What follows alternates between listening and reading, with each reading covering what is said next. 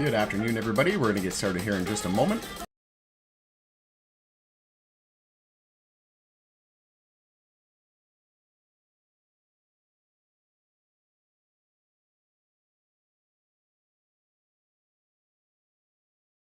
Just getting everything all set up here, but happy day today. We're going to get started here in just a moment. We'll get started in about half a minute or so.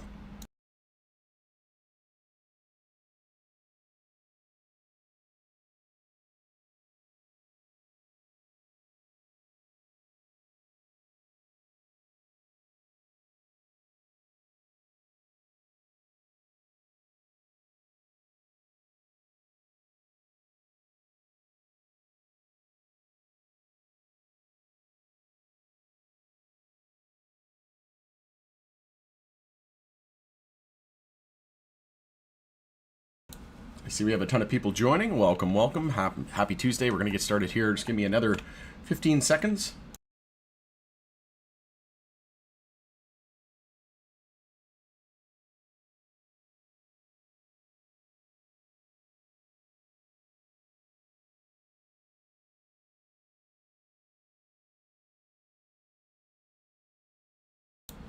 All right, how's everybody doing?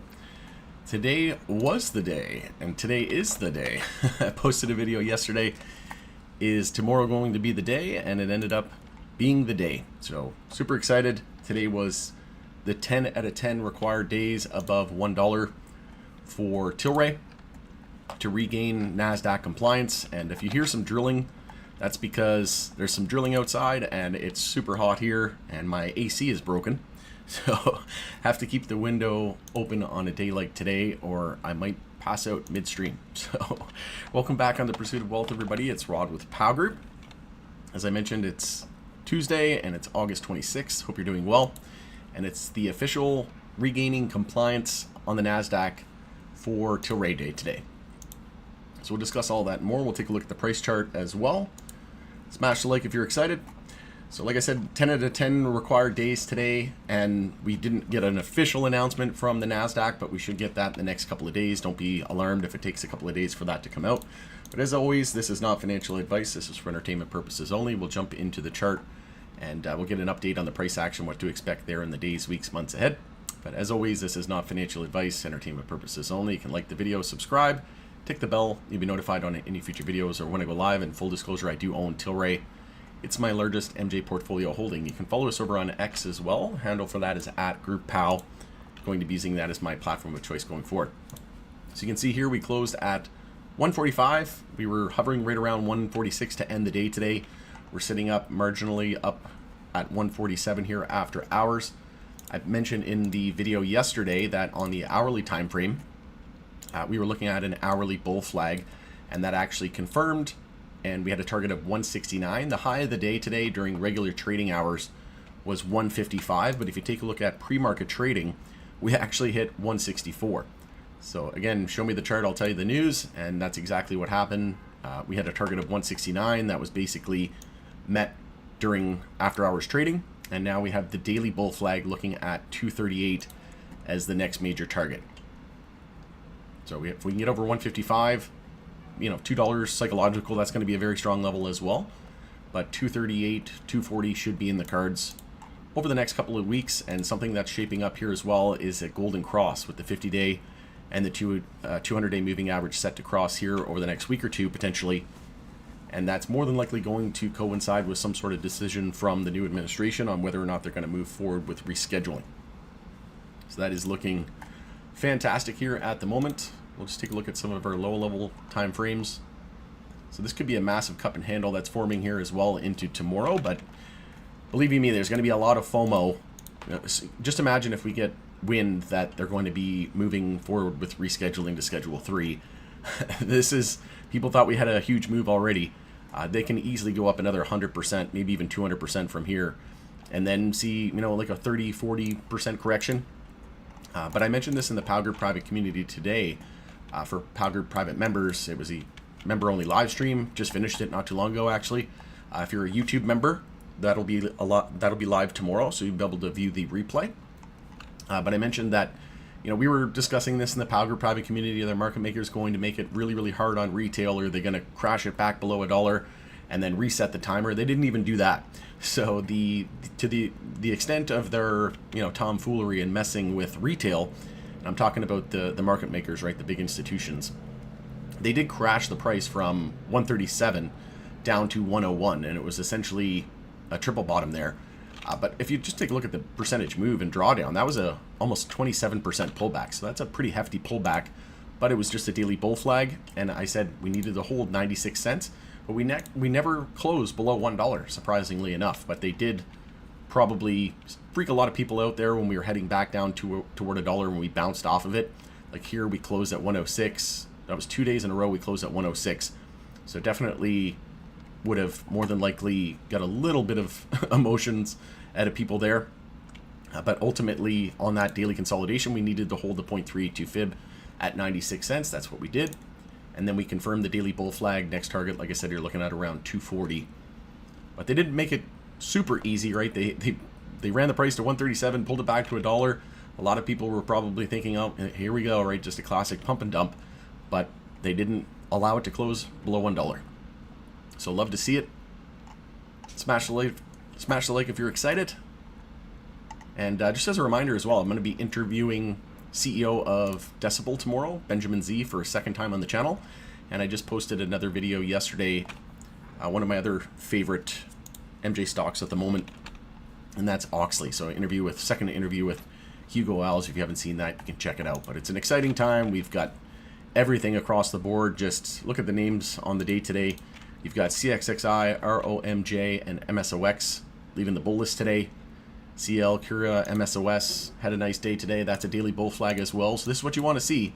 Even if you're 100% all in on Tilray, you want to see what MSOS is doing because it's tracking all of the major names in the US, and it's a good barometer on what we can expect, right?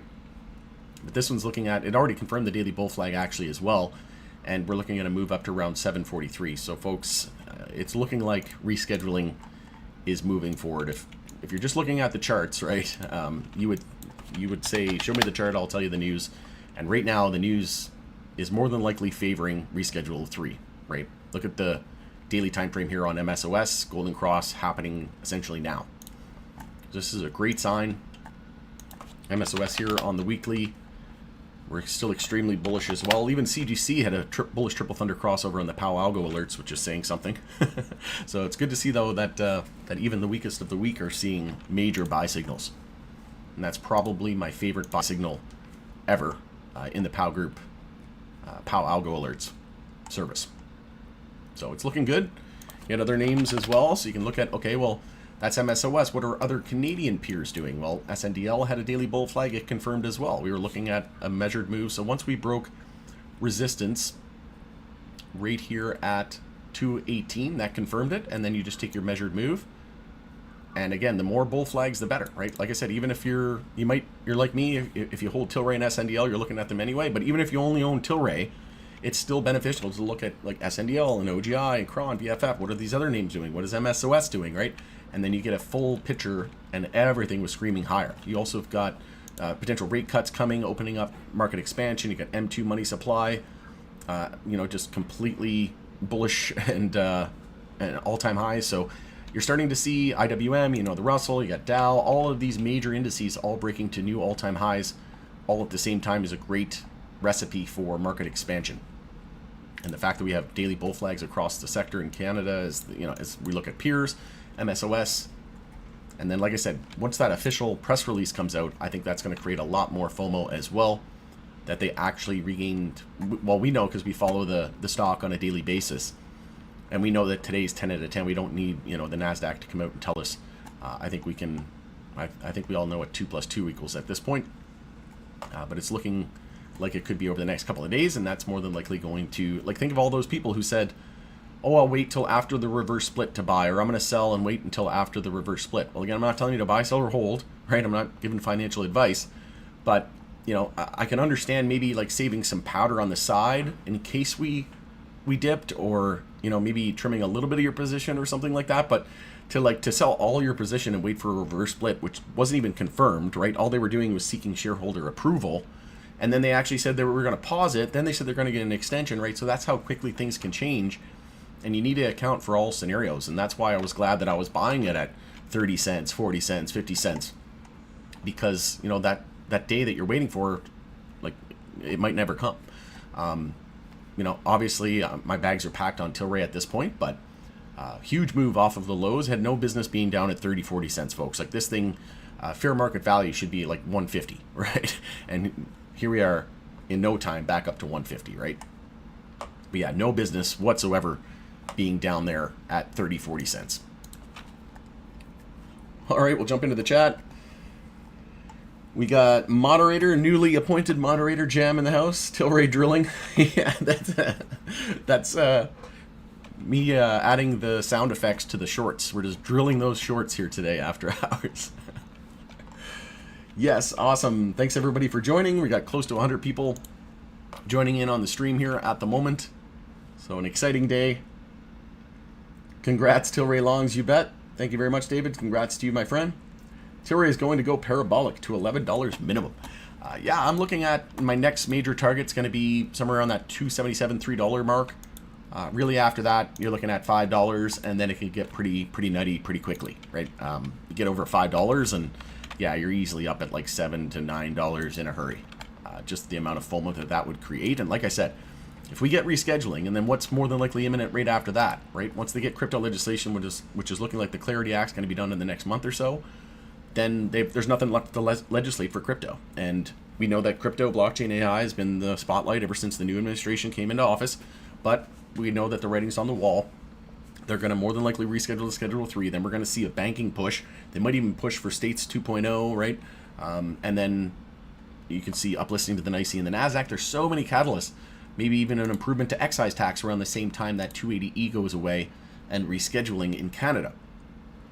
And they'll want to do that, in my opinion, to keep a level playing field, especially with all this tariff business going on and tit for tat and all that good stuff. So that's the narrative that I've been, and then I think what they'll probably do as well, right, is try to get uplisting for a lot of these US MSOs up to the NYSE and the Nasdaq, and then they'll attempt to deschedule. I think that's the most likely scenario because, you know, the Wall Street banks, right, the JP Morgans, Goldman Sachs of the world, they're going to want to get positioned before descheduling, and that's why I think we'll get safer banking shortly after rescheduling. We'll do that incremental steps, right? Slowly the stigma will fade, and then Schedule 3, all these big players start to get in because it's no longer in Schedule 1. The optics aren't bad, and then we just get those incremental approaches, and it's looking good. Heat in Canada, that's cute. Come to Texas, bro, and taste some of the heat over here. I don't know, like sometimes in Edmonton it gets 40 degrees Celsius. So I know you're in the Fahrenheit there, but I don't know what that would be, like what, 120 or 130? I don't know. It gets pretty nuts. And then the cold, it gets like minus 50, which is insane. Anybody hit break even yet? I'm pretty much break even right now, actually. My average is around 140, 150. But yeah, I was adding, I bought some at like 30 cents, 40 cents, 50 cents, so those are up big time. But in terms of my average, yeah, I'm basically back to break even now on Tilray. I'm also still waiting for crypto to top out fully over the next month or two, in my opinion, and then I'm going to be rotating more into beating down MJ. And I know a lot of people are thinking this. They've been asking me, is it time to rotate profits yet? I mean, I wouldn't have said you're crazy if you sold like a little bit of your XRP at that run up to 360, because even if it goes to like, you know, like $8 to $12, that's only like 100 to 200% from here, whereas Tilray has already gone up almost 350%, right? So that could have been a great move, but like I said, I already have a huge bag anyway, so everybody's different. But I have no problem, like if I were to set, like let's say XRP and crypto goes crazy in the next month or two, and I sell my first take profit, my initial investment on XRP at $4, which is my plan. And if you haven't seen my Tilray exit video, just go to my channel or just type in Pal Group Tilray exit, or just go to my channel, search Tilray exit. There's my exit plan, my take profit price levels with an example. So I go the exact levels that I'm looking at. Same thing with XRP. You can do the same thing there. I did one on Oxley, did one on HBAR. But yeah, I go through that with XRP. So let's say I take my first one on XRP, then I'm going to be rotating that into more beaten down MJ, and Tilray is definitely going to be on the list. Probably not as much as some of the other ones. because I'm very heavy. It's my largest holding, Tilray, in my MJ portfolio.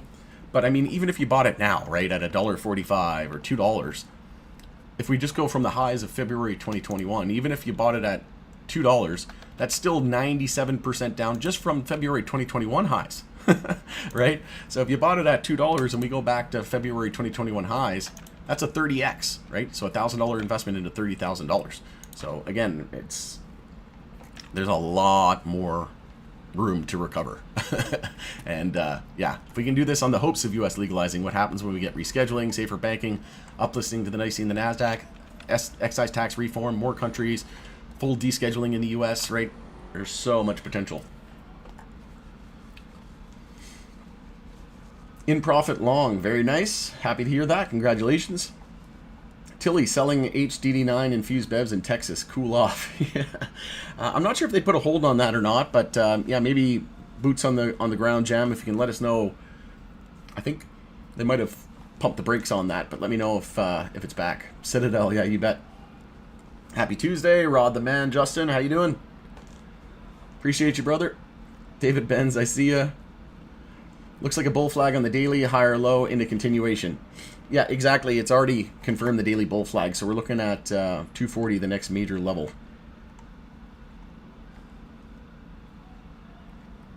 I lost my position here. Congrats, everyone. 10 out of 10, you bet. Smash the like, folks. Appreciate it. Nick says I got up to 88K shares today at an average of 62 and adding daily, brother. Awesome. Yeah, I bet you got a big smirk on your face today. Are you going to interview Simon again? Next earnings should have Italy revenue on there. I'd have to check into the specifics on that, but yeah, definitely having them on again and again and again as much as they're willing to. But yeah, next earnings would probably align well. That's kind of what we did with Oxley. I had him on the last earnings in November, and then again after this record result and quarter. Attaboy Nick, 133K shares at 142 to the moon. So you're basically break even as well. Happy to hear that, yeah, we're finally getting back into break even territory and into the black. What's up, Brian? Oh yeah, Tilly. Thanks, Brian. We got to burn the shorts. Yeah, we're drilling shorts here. I literally sold all my other stocks to go all in on Tilray and a small position on MSOX. Well, you're probably happy you did that today. Just be careful with MSOX holding it long term. It's meant for daily gains. Like you're not, literally in the fund prospectus, you're not supposed to hold it for the long term. It has natural decay into it. So just be careful with that. Do you expect us to go past 240 on Schedule 3 news? How high can you see us on that announcement? Yeah, if we get Schedule 3, I think we could easily be at $3 or $4. And if we just do what VFF did and get above our 200 weekly, look at VFF, it's way above its 200 weekly. And if you take a look at Tilray, if Tilray were to do something similar, that'd put us around $5. So yeah, I wouldn't be surprised at all to see us around $4 or $5 on the high end on Schedule 3. And it all depends on what we get after that, right? Do we get safer banking push? Do we get an uplisting push for the US MSOs? Do we get excise tax reform in Canada? National going to one national stamp. We have the budget in Canada, so we'll see what happens. But like I said, if we get Schedule 3 moving forward, I think that's going to increase the odds that we get excise tax reform in Canada, because if 280E goes away, I think they're going to want to maintain that level playing field. I set my sell at $20 and running with 93K shares. Awesome. I'm up 92%. Rod the man. That's awesome, Herman. Congratulations. Well, that's what we do, right? We don't invest with our emotions. We buy the dips and sell the rips, right? We add at the bottom of the brutal bear market when there's blood in the streets. And we just wait until everybody and their dog turns bullish. And then when we're told we're crazy because we're selling, we'll know that a top is probably coming in soon. I feel like lots of people are trying to get even, sell, and buy in at a lower price. Yeah, I wouldn't want to do that right now. The time for that has been over the last 4 years.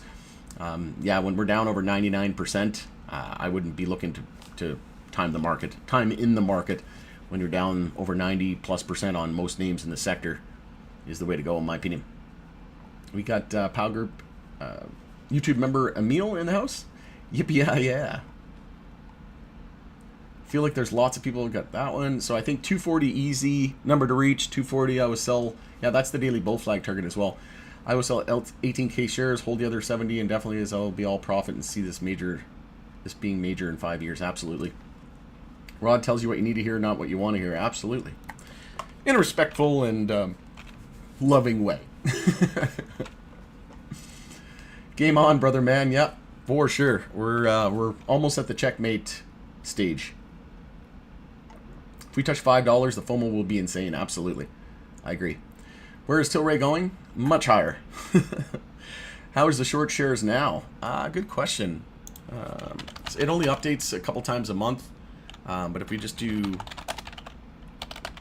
quick search here, I think it was at like 17%. It was at like 20%. So something similar happened on SPCE. Yeah, we're down to just under 17%, but it only updates a couple times a month. But looking good. Still hovering around 146 here after hours.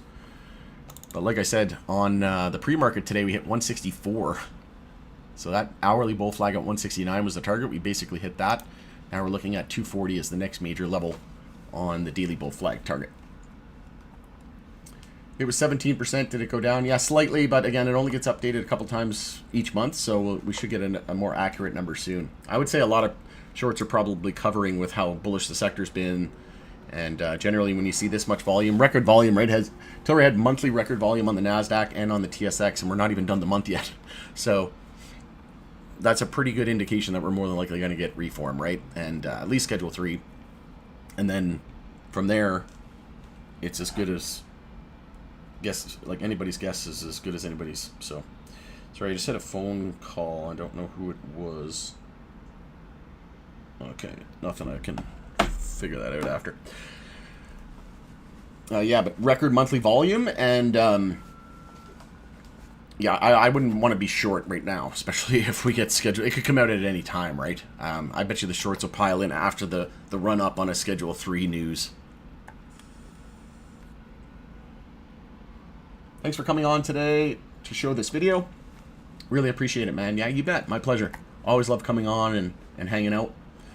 And best day to celebrate, and you know, you want to be with like-minded individuals and investors, and this is the times where you have to take those wins when you get them, because it's been an absolute KO here as an MJ investor the last few years, especially when you're watching the rest of the sectors, the rest of the market just frothy as can be, right? And everything at all-time highs and MJ all-time lows. So it's the days like today where we need to remind ourselves that, you know, not to get too high or not to get too low, and celebrate the wins when we get them. But still recognize that we're still very, very early and have realistic expectations. It's cold today in Quebec. Yeah, it was like 12 degrees Celsius here a couple weeks ago, and yeah, we're going through a bit of a heat wave here now in Alberta, specifically Edmonton. What did Tilly pay in excise taxes in fiscal 2025? Imagine cutting that in half and adding the other half to the bottom line. Oh, rockets. Yeah, I'd have to look it up. If you just go to CDAR and see if I can pull it up here real quick. Just go to profiles, type in Tilray, click there, search company documents, and then you can scroll down. So the annual report, we want to go through these ones, and you're going to generate a URL, and then we'll paste that sucker in here. And then you can just do excise tax. So that's beverage. So they paid $81.6 million in MJ excise taxes. And top line was 330. So usually it's about a third. So 330 times 0.33. Looking at 108, they paid 81, so a little less than third. But they've been doing a lot more international as well. Like, think of Germany, Italy, even France now, and yeah, they're in the UK and all around the world. So they're in, I think in 2025, they said they sold products in 21 different countries. There's some US MJ names who aren't even selling in that many states, and Tilray's got 21 countries under its belt. But yeah, huge catalyst nonetheless, for sure. Why would people sell before the announcement? Yeah, pretty crazy. I'm up 45% on Tilray. Buy the dip. That's awesome. Congrats. So I've been building my position since March 2024. Therefore, I cannot sell only some of my shares, as it will be the highest shares, which were $3 and would actually be a loss. Okay, gotcha. Yeah, you want to factor it in too. If you're in the US, there's a thing called long-term capital gains. If you hold it for longer than a year, obviously you want to check with your accountant or your financial advisor, tax specialist. But different on your jurisdiction, your region, and yeah, just your overall situation. It's the short squeeze can take this to 2 or 3x. Yeah, it's we've seen what short squeezes can do. So they still ship to Texas. I just got some shipped this week, and I ordered last week. They sent 10 milligram happy flowers to me in Texas. Okay, awesome. Thanks very much, Nick. I appreciate it. Appreciate the work as well. Appreciate the work, Rod, says Brian as well. Thank you very much. I appreciate you. Can you show short shares now? Yeah, I just did. Yes, I've ordered the happy flower drinks in Texas. Okay, perfect. I was just wondering, as of recently, damn, I really need to learn to listen to my gut. I'm in at $3 and was terrified of the split because I'm in SNDL as well, and they did a reverse split and I lost 9K shares. I knew Tilray would go up.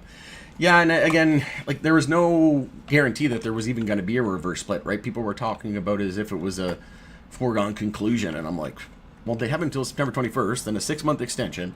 They said they were going to put it on pause and then seek an extension, right? Like, just because they're seeking shareholder approval didn't mean that they were going to do it. Then they would have to come out and say, hey, we're going to do a reverse split, and it's going to be on or around this day, right? So we never got official confirmation. There was still loads of time. And like I said, we had rescheduling, banking, uplisting, IC in the Nasdaq. So many catalysts on the horizon. The rest of the broader market, expansion opening it up, and breadth of the market opening up. Interest rate cuts coming. So just a full-on bull mode for the overall stock market as well, right? So yeah, the important thing is that we learn our lessons from this, and then also recognize that from just the February 2021 highs, we're still down over 97% to current levels. So it's not like you missed the boat here, folks. But yeah, you definitely love buying those dips, right? When you're at 30 cents, just imagine if you bought it at 30 cents at the low, the all-time low, and this goes back to February 2021 highs, that's 187x, so $1,000 investment into $187,000. How many times would you have to multiply 1,000 to make life-changing wealth at that rate? I'm in the green at 144. Very nice. 99 cents per share on Tilray. Awesome.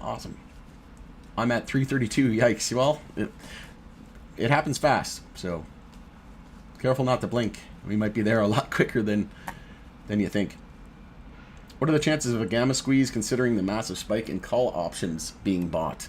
Yeah, I'm just a little unsure because, again, why would anybody want to be holding, like, knowing that a Schedule 3 announcement could come, like, really at any day?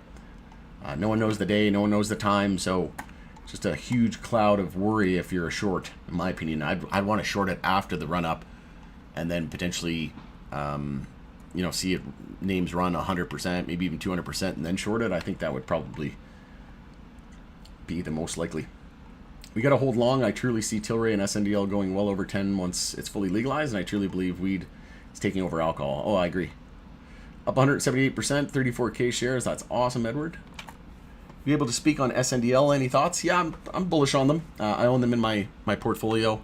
Like I said, they have a daily bull flag as well, and that confirmed. So they were looking at a move up to 281, and today we hit 248. So in terms of percentage, we're only about 14% away. Yeah, I'm bullish on them. Their margins are kind of crap, but they're into the value segment with regards to their retail stores for MJ, and they're into alcohol as well. And then obviously they have their Sunstream and their U.S. assets, but they're still kind of going through court process there and kind of figuring out all of that, litigating that. So we'll see what happens. But yeah, I'm very bullish on SNDL. Keep in mind they were a huge meme stock as well in 2021, so could easily be up at $5, $10 again in a hurry.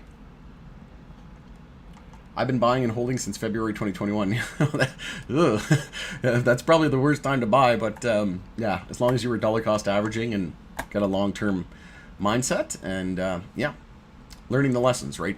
Buying the bear markets and selling into the bull markets, and even if you just look at RSI, right? If you're looking at Tilray on the weekly time frame, if you just only add when we're close to weekly oversold and only look to sell when we're close to weekly overbought, you would do better than 99% of people out there. Reverse split is not bad. It just has to be done at the right time. Careful with those words. You might get the social media police might come after you. But if I said that on a video, I would be the amount of hateful comments I'd get would be insane. But there's definitely some pros and cons. If you can avoid doing a reverse split, I say that's the way to go. But yeah, like High Tide has done a reverse split. A lot of people don't know that. High Tide did one, and everybody loves them. They did a 1 for 15. CGC is seeking a shareholder approval to do a second one, so they're working on their second one. They already did 1 for 10. They're working on another one. And Aurora has already done 2 as well. So they did a 1 for 12 and then a 1 for 10.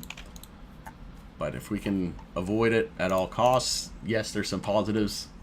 I like to look at the positive side of things too, but not sugarcoating it, not putting lipstick on a pig here. If we can avoid it, that's what we want to do. Get back up to $5 organically in a hurry. Similar to what VFF just did. It just regained compliance for the second time after getting a second warning, and avoid doing a reverse split twice. And look at it now, it's up at $3.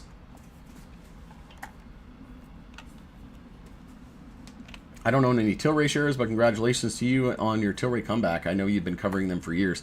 Yeah, absolutely. Thank you very much. Well, I was into Hexo in the early days, and I owned Afria, and then they acquired Afria, and then Hexo acquired Redecan, and then Tilray acquired Hexo, and indirectly getting Redecan. But you have to remember, this is the Tilray, Afria, Hexo, Redecan show, and even Zenobis, all of it in there. Like, this is an absolute juggernaut, folks. Like, I think people forget. Really, like, if you would have told people in 2021 that Hexo, Tilray, Afria, and Redecan would all be under one company, people would have told you were crazy. Like, there's no way in hell that's happening, right? And if it did, that would be the stock to own forever. And then it happened, and then somehow people just forgot. And I'm like, how? They were the biggest companies in the space, the 4 biggest ones, and they all merged. And now it's bearish. Doesn't really make any sense. It's pretty silly, actually. Bilal in the house. My 5 buys under 50 are golden. Yeah, 50 cents. That's awesome. What is up? May buy in tomorrow. Yeah, well, like I said, we're still just getting started. What does the chart say now? Sorry, I missed what you said about it earlier. Yeah, no worries. If you just go scroll back at the end, I went over everything in detail. I do want to wrap it up here. So if you just scroll back, we're looking good though. We're looking at 240 as the next target. Never knew High Tide did a reverse split. Yeah, most people don't know a lot about reverse splits, right? They just look at what's kind of on their screen today, look at the present, and yeah, a lot of that's again. I know people who are like, I'm going to sell Tilray because it's doing a reverse split, going bankrupt, and I'm going to buy Aurora. Aurora's the one to own, and you're like, they did 2 reverse splits, right? And they're like, what? And I'm like, yeah. Anyway, I won't bring it up. I already did, but yeah, it's funny. It's entertaining, if nothing else, I guess. Well, I meant with Catalyst. Yeah, absolutely. Price prediction, a lot higher from here. Yeah, I would say 3 to 5 easily on a Schedule 3. Simon did a good job holding the split. Yeah, I think they played it well. They played their cards well. Hexo is where I started watching you and where I started to buy. Yeah, I mean, I was early too. But, I always told people, I said, Hexo isn't going anywhere. If anything, they're going to get bought out, and Tilray bought them. And in my opinion, Hexo and Redecan were the best assets in the space. Still to this day, and now you got Tilray, the branding machine, and you got Afria as well. Oh man, never been more bullish on a stock. Are we worried about share count versus others in the space when we consider others in the space that have done a reverse split but at a much lower share count? Yeah, I mean, it's always a possibility, but there's always share buybacks. I don't think it's the end of the world. Oxley has a ton as well. I think like north of 1.3 billion shares outstanding, so it's always a possibility, but I don't think it's the end of the world. There's tons of other companies that have over billions of shares that are blue chip names and top 500 S&P 500 names. So High Tide's a retailer, Tilray's a manufacturer. Look at the margins. Yeah, so Tilray's actually High Tide's margins aren't great. If you look at Oxley, they're a producer, and they're not in retail, and they're in 97 stores across Canada. And their margins, or gross margin, was 52%. And if you look at alcohol, who makes more money, producers or retailers, right? I wouldn't even, like if you could build a time machine and go buy all the early producers in alcohol or all of the retailers, you wouldn't even like look at the alcohol retailers, right? It wouldn't even be any sense, right? All the producers, you would have made 100-fold, right? The more money. So why would you want to invest more in the retail side? I just don't think that's the right approach in terms of like allocating all of your capital to it. I think there's maybe a 5 to 10% of my portfolio is basically what I'm allocating for retailers. Just because, like I said, I think producers are where it's at. They've got a huge moat. Anybody can get into the retail space, but not everybody can get a license. Not everybody can grow at scale. Not everybody can become profitable. And once you start to get into these, into these markets like Germany and Italy and France, like Tilray is doing, and Cureleaf and some other names, it's going to be hard to supplant that, right? It's going to be hard for these other names to catch up, and you're just creating a bigger and bigger moat and competitive advantage. So, no, I'd much rather own producers. That's just my own thoughts and opinions, but I'm bullish on High Tide. I own it in my portfolio. I position my portfolio accordingly. I'm Rich. Thanks, Tilray. Beam has been on the rise in the last week. Thoughts? I haven't actually looked at that one, so I don't have much thoughts on that one, but maybe next time I do a ticker review video, we'll go through that. Not rich yet, but hope to get there. A 10x would be nice. Yeah, I'm not here for 10x's. I'm not here for even really 20 or 30x's. I'm here for the 50x's. I'm here for the 100x's. I was buying Oxley when this thing was at a penny, 2 pennies, and it just hit 18 cents, 18.5 cents. So this thing's up almost 1,800%. So, and I haven't sold a single share, and I don't plan on selling a single share for a while. So, again, I'm not here for taco gains. I'm not a day trader. I do some day trading here and there. But with regards to MJ right now, it's just buy and hold. Time in the market is better than timing the market. And, most people will sell and I'm going to rebuy cheaper. I'm going to wait for a dip and then reload cheaper and I get more shares, or, protect against downside, and then you get a big move out of nowhere, right? So, I'd rather just buy the lows and wait a few years and wait till we get back up to around monthly overbought territory. And new bull market. We haven't even started a bull market, in my opinion, yet. If it goes 10x from here, I'm going to retire. Well, just remember you have to factor in taxes and inflation, and same. I can already buy a house. Yeah, I could probably buy 2 with the gains in the last couple of weeks. I was thinking to rotate crypto profits to MJ, but I don't see that coming. Both are going off, blow off top together. Any views on that? I've just been buying net new money with MJ on these recent lows. I haven't sold any crypto profits yet, but again, Tilray still down 97% from February 2021 highs. Not all-time highs, February 2021 highs. So we haven't missed anything yet. Awesome to Oxley. Thanks, Rod. Enjoy Edmonton. Yeah, thank you very much, David. Sorry. Gonna end it there. Yeah, this drilling is driving me crazy anyways. So going to end the stream. Thank you. Well, just realized how many people are tuning in. We got over 150 people viewing at the moment. Almost 38 minutes in. Only a Tilray video would that happen. All right. Have a great night. It's Rod with Pow Group. Thanks again for joining us in the pursuit of wealth. Happy 10 out of 10 days above $1 today. And we're just getting started, folks. Wow, this drilling is really intensifying. Drill those shorts into tomorrow. All right, take care, everybody. Much love, and we'll see you on the next video.